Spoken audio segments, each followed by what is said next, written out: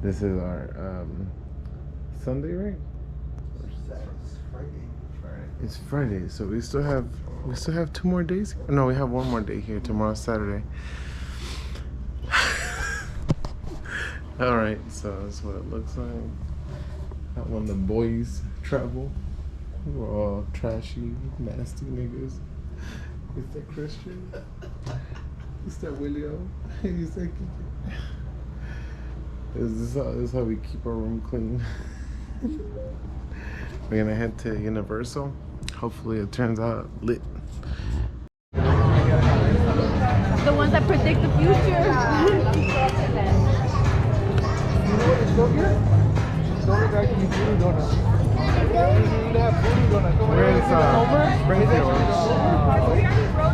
Como que everything looks nasty here, pero no me queda de otra. Oh my god, the crusty land. The crusty burger is coming out. You think they actually sell burgers here? Yes, they do. Are they good? I don't know. Who knows, huh? Tipsy, surly, queasy, sleazy. Oh my god. I like sleazy, mira, he's a pervert. Crazy. Alfred, what do you think about this world? I love it, bro. I love it. I love it. Oh my god. I feel like a little kid. It's like the Frosty Land. The Simpsons ride?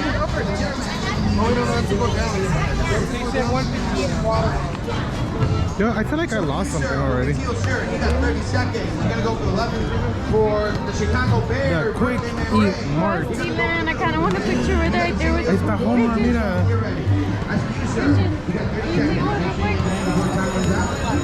You just like it because it looks like Astro World. Yes. I'm gonna take the picture. Approximately a 40-minute wait, so restrooms are located just off to the right-hand side.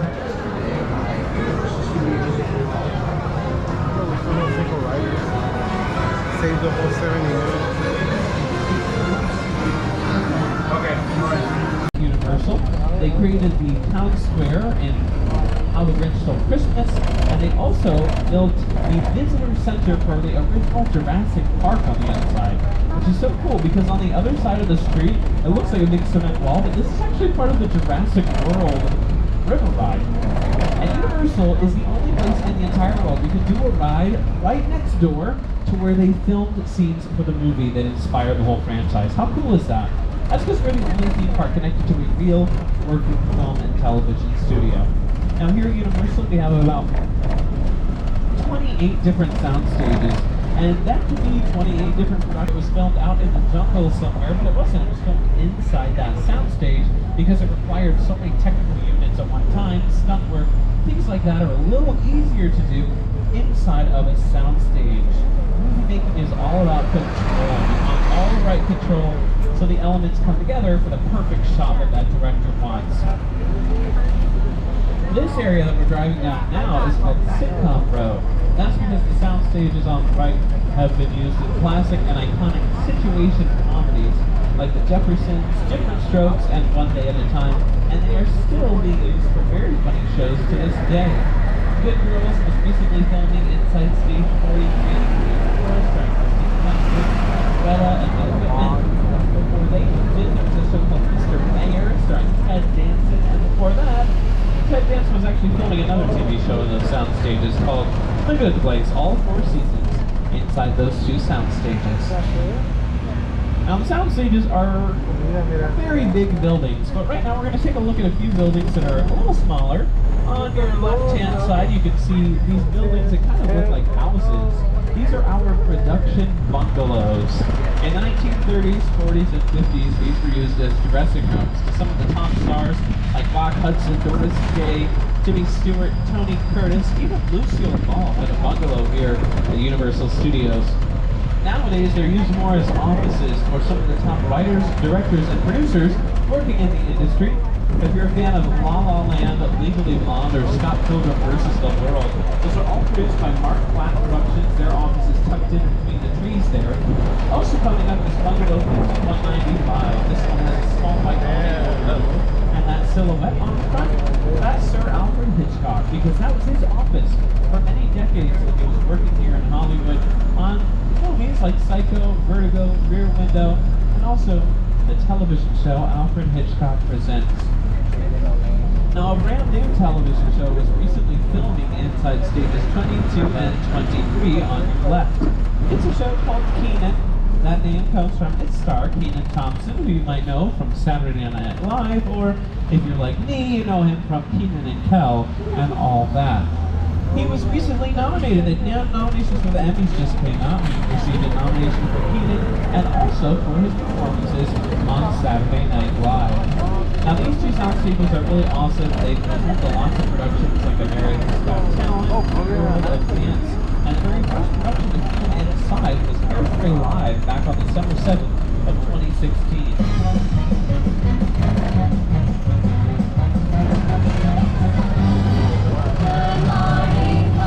That production was awesome because the actors are going back and forth between those sound stages and our Metro sets that you can see here on your right. The Metro sets mark the beginning of our back lot. On your screens you can see Harvey Firestein and the Martin Short dancing in front of our Brownstone Street, which is in person on your right hand side. This set was also used for Bruce Almighty. Place the dog! I'm in the shower! Inside bad, outside good. Inside bad, outside good.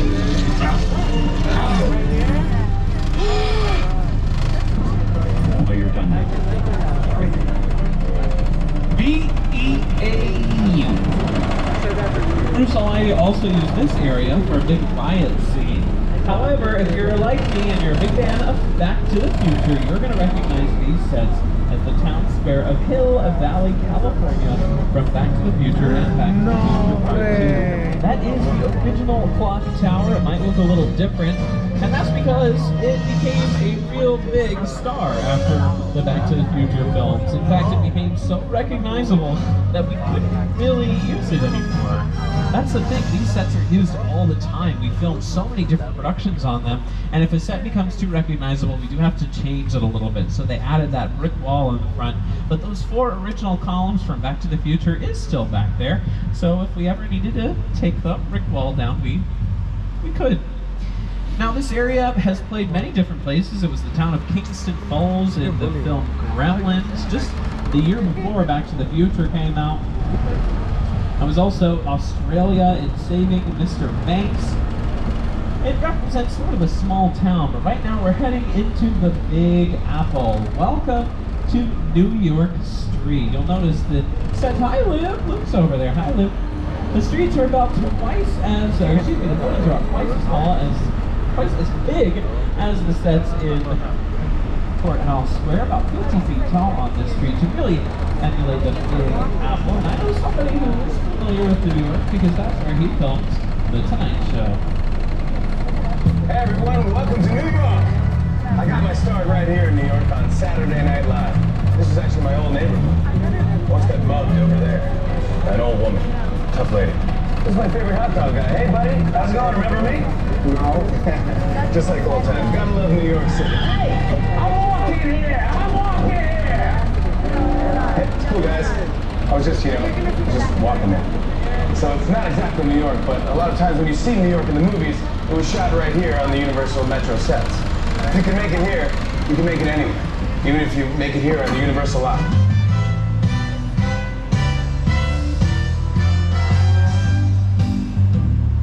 And so many big productions have been made here. And although we call it New York Street, it's not always New York. In fact, in Fast and Furious Presents Hobbs and Shaw, they turned the street into London. And then also, in the most recent Purge movie called The Forever Purge, this area plays downtown El Paso, Texas for a really awesome sequence. Big stars have made their way through Universal, but the biggest is probably King Kong. It's the original King Kong that made me want to direct movies. I saw that movie on TV when I was about 8 when I was old, and I wanted to become a filmmaker. I like films that just take you away from your real life and sweep you up an adventure. Kong literally does that. I mean, you're on board a ship, you're sailing to a lost island, you're encountering monsters and creatures from, prehistoric times. So I was thrilled that Universal invited me back to start. It was great to have you along for the ride. Remain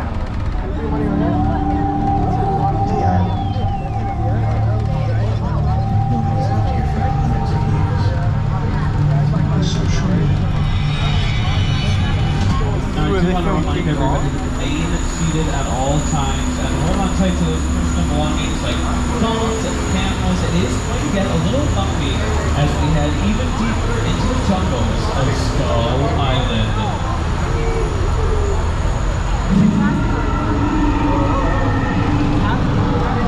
Okay, glasses on everybody. We're back on Skull Island.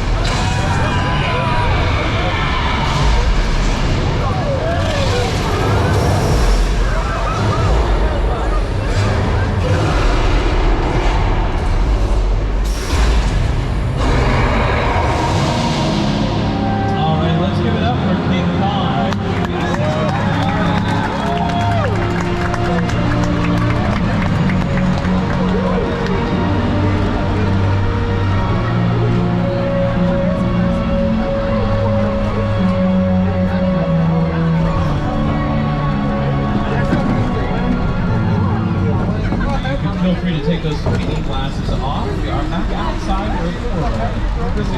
So you don't need them on right now. You're going to use them a little later on the tour, and I will let you know when. Now, that exciting experience was developed by director Peter Jackson and his team at Wedding Digital. They're in New Zealand based company. They have won 6 Academy Awards for their work in films like the Lord of the Rings trilogy, James Cameron's Avatar, and Disney's The Jungle Book. And our movie monsters were projected on the screens 40 feet tall and 180 feet wide. With a project like the studio tour, the audience is in the middle of the environment. They're looking in all directions, there's creatures coming at them, they're seeing Kong from this side and T-Rexes from the other side. Working on a movie, we always know where people are looking. They're looking straight ahead, they're looking at the shot that we're working on. Here you have to take into account that people are looking in all directions. Also, one of the things about this ride, unlike the movies that we're used to working on, there's no cuts, because it's one giant shot. This tram that's driving along through Skull Island is where the camera's from. This ring represents... One of the most unique picture cars that we have here is coming up on the left. It is the Gyrosphere from Jurassic World. It was also used in the second film, Jurassic World Fallen Kingdom. You'll notice there's no glass on the outside like you might remember from the movie. You know, it's kind of like a big hamster ball. And that's because they never filmed with real glass. It's very tricky to work with glass on a film set because it creates a reflection. Same thing with mirrors, right? You don't want a reflection of the cameras and the crew. That would ruin the movie magic. So when your whole vehicle is made out of glass, it gets kind of tricky. So for the Gyrosphere, they filmed the actors inside that frame, and then later on they added the glass in the computer using CGI, or computer-generated imagery. Now speaking of Jurassic, I am very excited because we have just been given clearance to head to an island off the coast of Costa Rica. Welcome to Jurassic Park. Thank you, John Hammond. Yes, on either side of the tram you can see props and picture cars from the Jurassic films. On the left-hand side is a long green picture car. That's the mobile lab unit from the Lost World Jurassic Park, starring Julianne Moore, Vincent Vaughn, and Jeff Goldblum. Now, Jeff Goldblum, along with Sam Neill and Laura Dern, have all been confirmed to return to the Jurassic series with Jurassic World Dominion, and we got some excited people up here. You guys, guess what? That is your first star sighting at Universal Studios. The stars of Jurassic Park are the Raptors. The more they spit, the more they like you. So they like you. They really like you. Now, you're able to see the mobile lab unit on your left. Here's how it was used in the film The Lost World.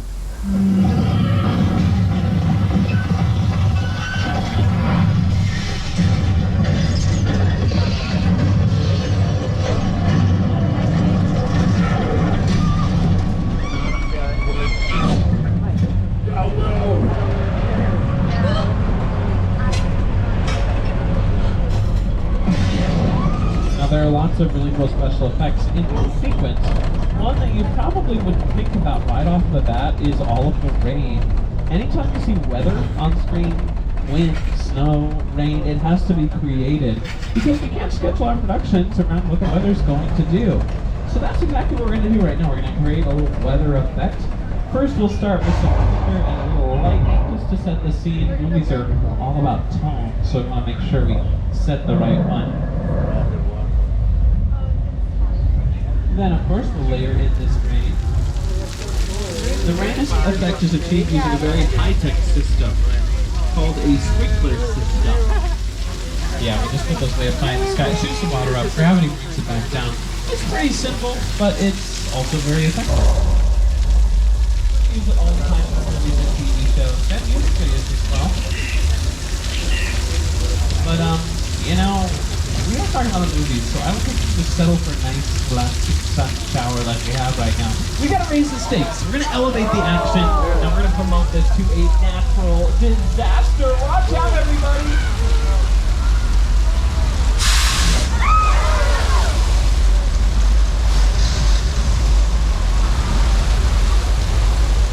Nice acting, everyone. Acting is reacting. So, it's a wonderful performance. I love it. Now, some people might remember that from the film Big Fat Liars, starring Frankie Muniz and Amanda Bynes. You can't run the whole game! Yeah, we'll see about that.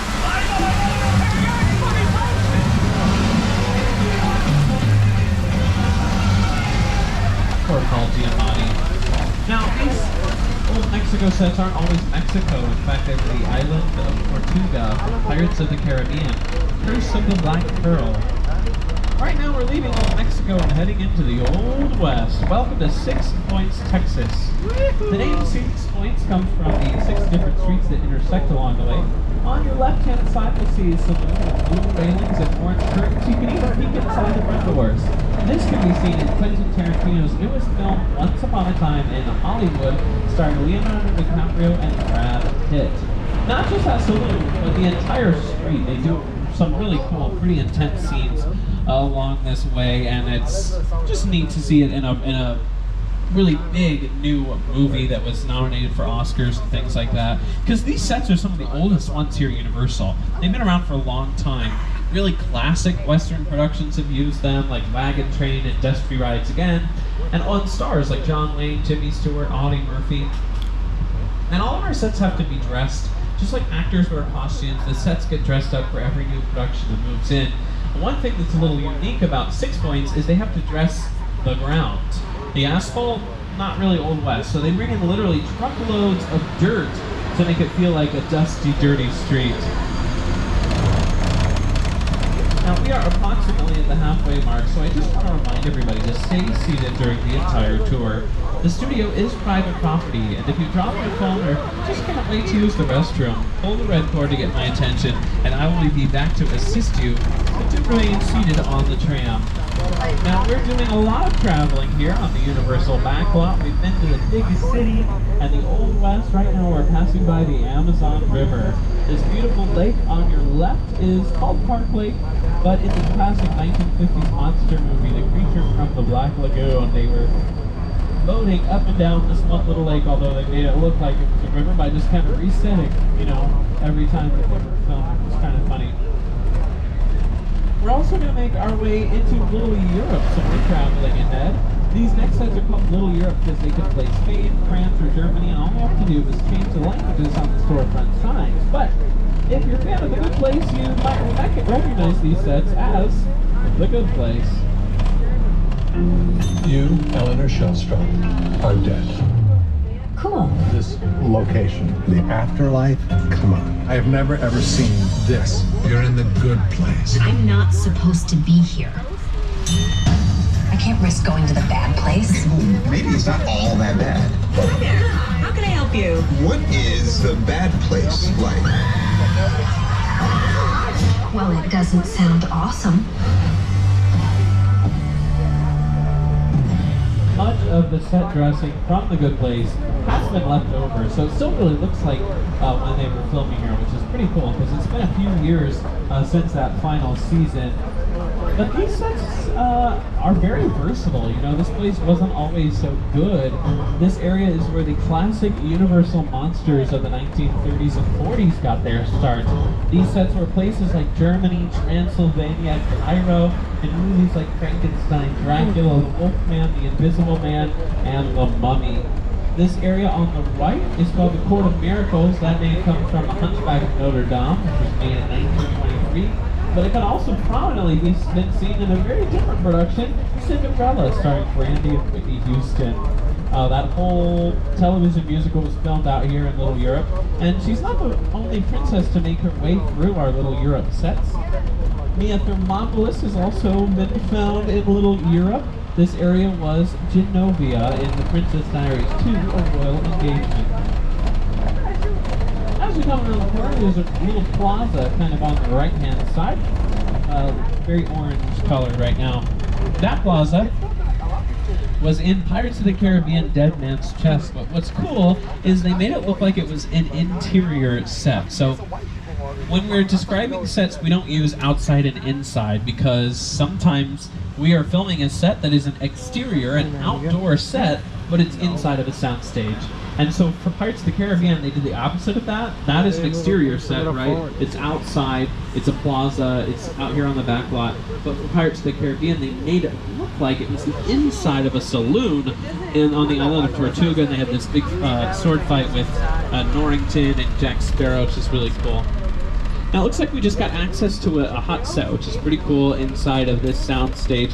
Sometimes when we drive into the sound stages, it can be a little bumpy, so I just want to remind you to remain seated at all times and to hold on tight to your personal belongings like phones and cameras.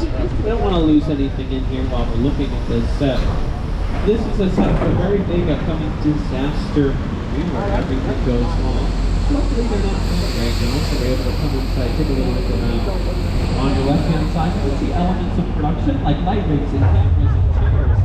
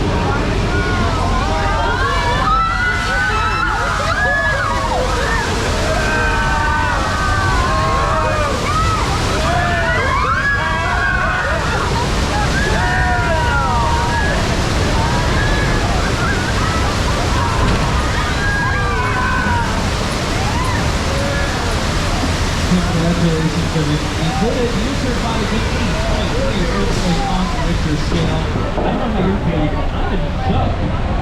Literally. Now, you can actually see that earthquake experience in a TV show called Bones.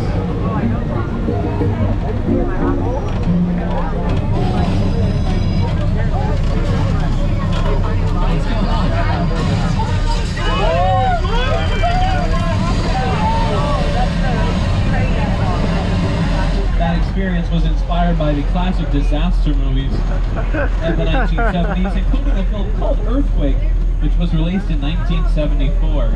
The very next year, 1975, a different terror swam onto the screen. That's the year Steven Spielberg's Jaws was released. The classic film about a slow-moving town called Amity Island that was terrorized by a man-eating great white shark. Hey, good news, everyone. We're headed to Amity right now, and oh boy, okay. You guys are playing out there circling the night. Luckily, we're not in the water though, so I think we should be okay. Let's just lay low and... Oh no, is that Officer George out there? George, what are you doing? Hey, George, swim back to the boat. You're not supposed to be in the water, buddy. George, get out of there!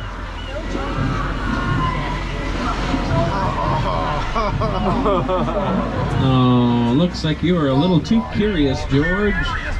It's okay, everybody. We got some shark bait out of that yellow barrel, so hopefully the shark goes after that and not after us. Oh, good. He took the bait. And he took the dog, too. I'm not really sure what's going on back there, but things are escalating a little quickly up here, so I think we just should relax. Okay, let's take a nice, deep, calming breath, and then I think we'll be able to avoid a man-eating shark!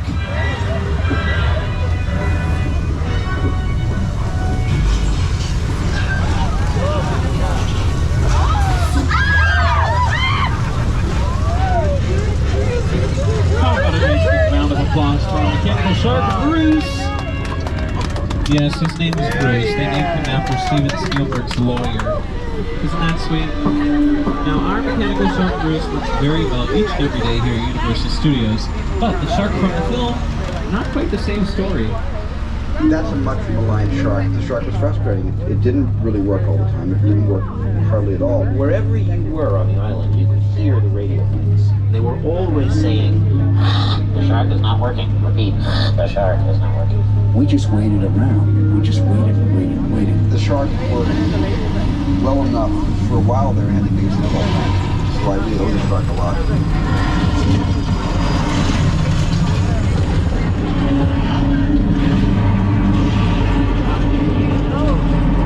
That lake is the home of our shark, Bruce, but it was also used as the home of television's favorite mystery writer, J.B. Fletcher.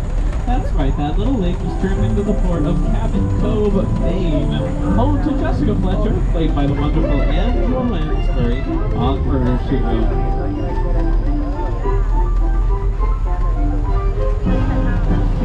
Murder, She Wrote filmed all over the Universal Studios backlot. In fact, coming up on your right-hand side is a house at the top of the hill. This house was used as Jessica Fletcher's house on a few occasions in that series. It's called the Chicken Ranch. That name comes from the film it was originally built for, The Best Little Whorehouse in Texas, starring Dolly Parton and Burt Reynolds. We're in the middle of our residential district. Coming up on your left-hand side is a street called Colonial Street. Now, it is closed today. We're not able to go see it because they are prepping for production. In fact, this set is very frequently closed because it can look like any suburb in America.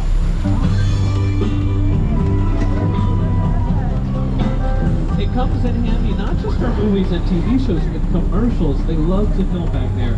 Car, insurance, home improvement.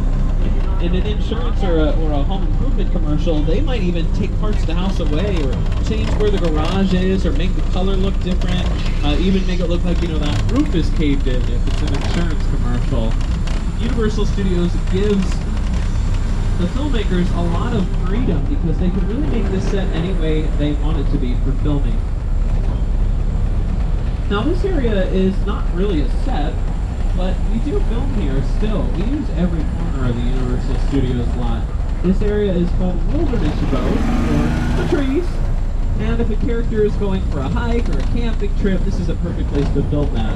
They filmed a few scenes for Netflix's Bird Box starring Sandra Bullock. I've heard about this place. It's a long street we should probably hang out at. He knows what he's talking about. What do you say, Nick? I just want to remind everybody that being treated at all times in contact with those personal belongings. We don't want to lose anything, especially don't want to break the civic benefit. What's it? It's not open. Okay, oh yeah, I see it. Hey, yo! They just got here. Alright, I got it. Well, listen, hello, beautiful people, particularly you right there missing the third row. How you doing? You good? My name is Roman Pierce. Pleased to meet you. My buddy Hobbs asked us to stash you from Shaw for a while. So we brought you at our secret spot. We're having a few friends over, it's a little messy, but it's all good, the more the merrier. Especially you right there in the third row, like I was saying. So look, see over there? It's Hobbs' urban assault vehicle. Best truck the U.S. government can buy. That work of art back over there is made by my man Ted. Think of it as like a Mona Lisa on wheels. So did you break it down to them? What's that? You had one job to do, only one. Alright, look guys, we're gonna keep Shaw from finding you, but to keep you safe, we need your help. We don't want the syndicate tracking us here, so put away your cameras and turn off your cell phones. One flash or one ringtone could give us away. I need y'all to take this real serious. Okay, pull into the next bed and we'll meet you in there. So like I was saying, the third row, right? Alright, sounds like the man thinks Roman thinks that he don't need to wear those 3D glasses quite yet. I know where they are though, I will let you know when I put them on. For now, it looks like we just got to the party.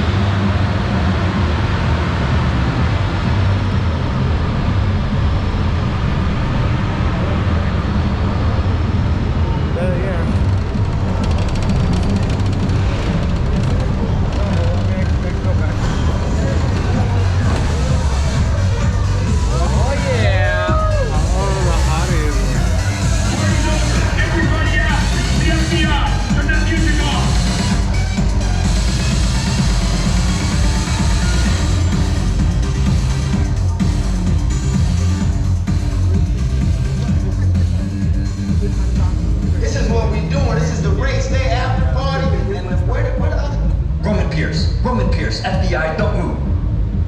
Bill? That's right, party's over. You know how long I took to iron this shirt, man? I'm not... You're under arrest right now. Ladies, just back up a little bit. I got it. Slightly. First of all, I don't work for you. Oh, really? Well, tell me, Roman, who do you work for? We don't work for nobody. I suggest you clear out of here, otherwise we can't guarantee your safety. Guarantee my safety? I'm the one holding the gun. Yeah, but mine's a whole lot bigger than yours. Hobbs, escort this novice out. Let's go, Cookie Puss. You got an ugly suit on, man. It's cheap. Somebody out there really pissed off Shaw. It's gonna get ugly fast. Yeah, don't worry. Lucky for you, our whole family will protect you. Are you kidding me, Glenn? You didn't shut off your phone, bro? I gotta call you back. I'm in the middle of this. See what I'm talking about? Call you back. Oh, man. It was on vibrate. Shaw traced us. Hobbs can't hold him forever. Letty, Roman, we're out. Drive and move that vehicle. It's about to get real interesting. My Mona Lisa's all warmed up right next door. Roman, grab your truck. I need you and Letty ready to roll. All right, everybody, now is the time to wear those 3D glasses. They are excellent disguises so that you can protect your identity from Owen Shaw and the Syndicate.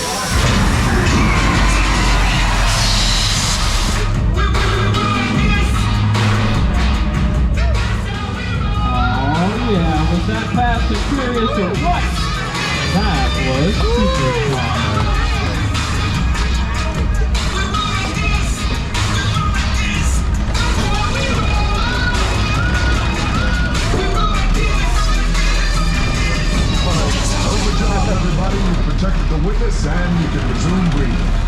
You know what's crazy out there? You gotta play it hard.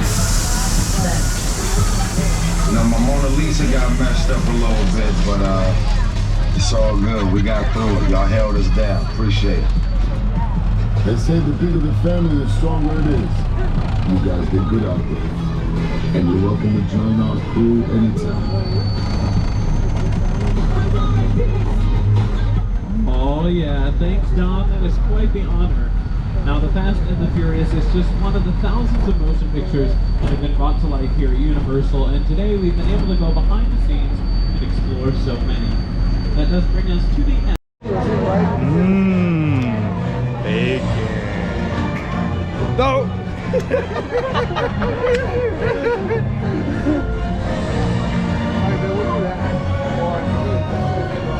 Oh, para ir a